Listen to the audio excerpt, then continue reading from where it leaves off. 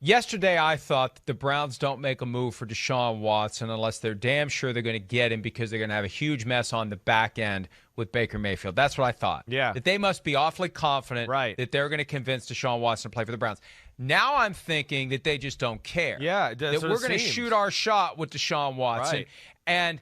And that is our process of commencing the divorce proceedings with Baker Mayfield. The fan base now knows. Baker now knows. Everyone now knows. We didn't mention the Seattle Seahawks as a potential destination for Baker Mayfield. That could make sense, right? What, say that Drew again? Lock or Baker Mayfield? Say that one. We hadn't talked about the Seahawks. Seattle. Yeah, right. Yeah, I mean, there's other teams out there.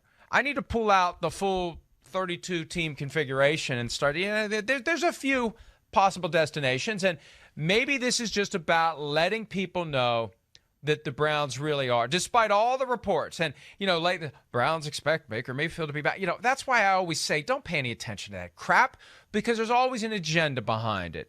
And they're never going to come out and say, God, we can't wait to get rid of this guy, because you're never going to maximize your trade value if you act like you can't wait to get rid of him.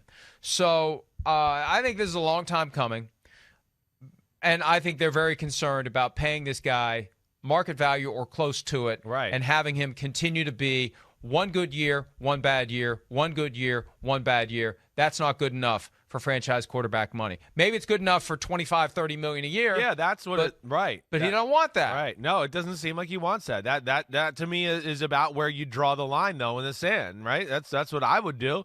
Again, that's what we've been talking about. I think when we get into these quarterbacks that we go, wait, they're around, the midway point as far as quarterbacks in the NFL, 15, 16, 17, 18, 19, 20, that group of guys, they don't deserve 35 and 38 and $40 million a year. They're not worthy. Their play doesn't justify that money. And I think that's what teams are, to give ourselves some credit, have finally realized and figured it out a little bit. And he certainly is one of those guys that, hey, there's talent, you see potential, but we've seen a pain in the butt behind the microphone and the podium. We've heard other rumors about the locker room itself.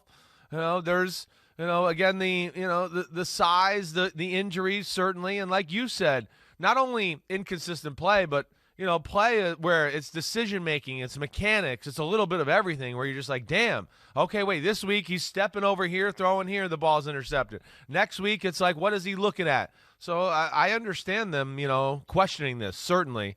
And yes, that's to Mike. The point you made, though, is what the most shocking thing was yesterday, like where it wasn't about Deshaun Watson. We found out yesterday that it just feels like Cleveland's not sure what the hell to do with Baker Mayfield, and they're kind of sick of that Baker Mayfield era and are willing to make a move if anything can, pop to them and make sense for their team.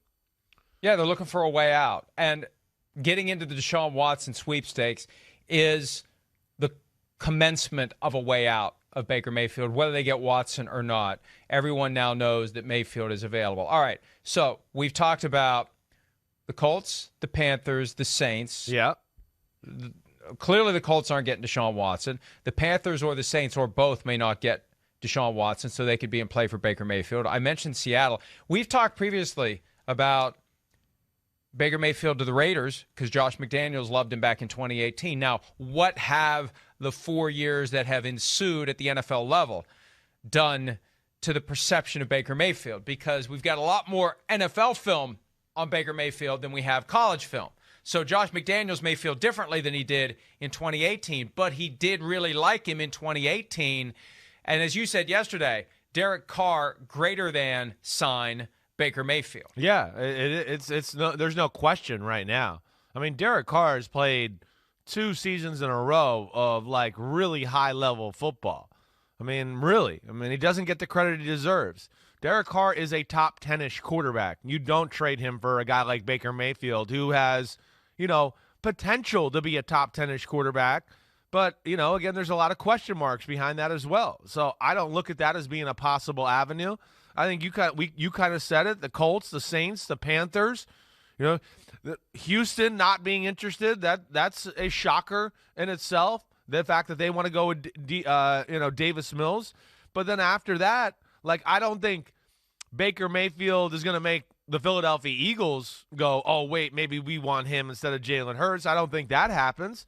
I think it's a limited list after you get through the Colts, Saints, and Panthers. And, I know you said Seattle, but after that, I don't know if there's any other team that really jumps out to me to go, ooh, that makes sense at least.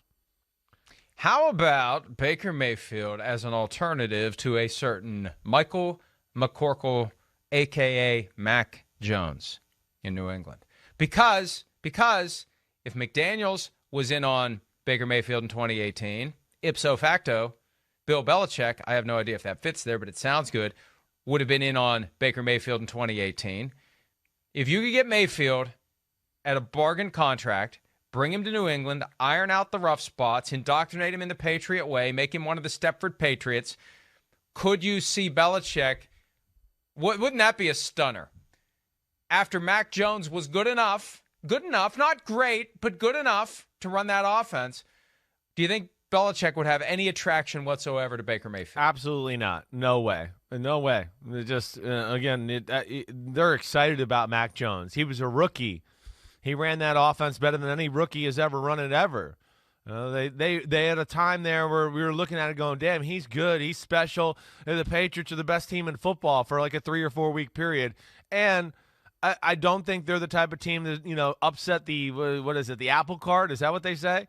Yes, very well right, done. which I don't know what the hell that means. Upset the apple cart. We need a Simpsons of that to make it more. That means a cart of apples that gets upset. Yeah, that's what it means. Okay, all right. It doesn't mean make it. It doesn't mean make it emotional. Yeah. It means turn it upside down. Okay. Yes. Okay. Yeah. So, and spill the apples everywhere. I don't think Bill would do that to upset the apple cart or the apple cart or the chemistry of the football team, or even have that question lingering behind Mac Jones if he had a bad game or two, to now where the Boston media starts, going, play Baker Mayfield. That doesn't make sense to me, at least, from what I've seen in history through in New England.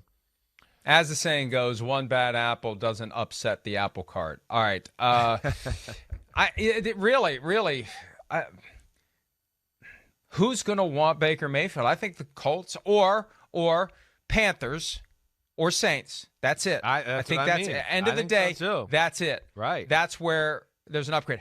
But you know what? In the past, yeah, and I don't think they can pull it off because of the Goff contract, Mayfield kind of has that, what Dan Campbell is trying to infuse in the Lions right now. He's got that edge. Right. If you can just control it internally and unleash it externally, Mayfield, I remember kind of speculating last year, boy, if the Browns don't want Baker Mayfield, the Lions would make some sense. Yeah, there's definitely some, attitude crossover there where you'd go, yeah, that does make sense. He's edgy.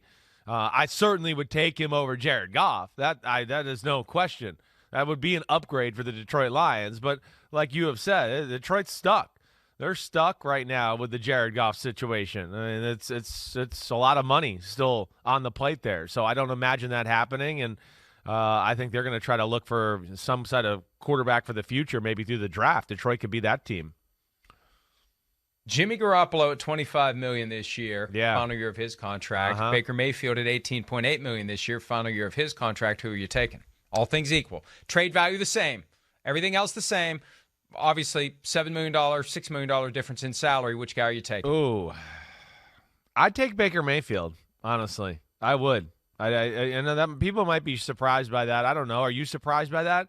Baker Mayfield, again, do I think he could do what Jimmy Garoppolo did in San Francisco? Absolutely. And then I think he could do more. I mean, he's got a bigger arm. He's a better athlete. He just hasn't been in those situations yet and been taught by a guy like Kyle Shanahan and Josh McDaniels and Bill Belichick. He's still again with Baker Mayfield, where I will defend him. It was 3 different coaches to start his career. The options at receiver were not great. Now some of that might have been because of him and Odell Beckham Jr. and all of that. Again, it didn't seem like too many people in that locker room were mad at Odell and what he did to get out of there. I think that says a lot.